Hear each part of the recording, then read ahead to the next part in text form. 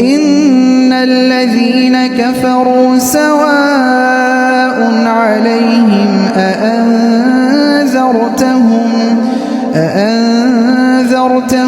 أم لم تنذرهم لا يؤمنون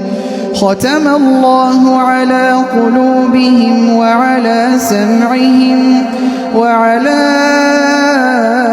أبصارهم غشاوة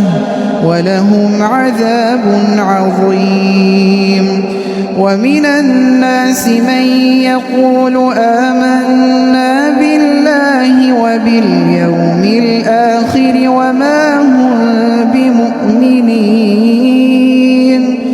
يخادعون الله والذين آمنوا وما يخدعون إلا أنفسهم وما يشعرون في قلوبهم مرض فزادهم الله مرضا ولهم عذاب أليم بما كانوا يكذبون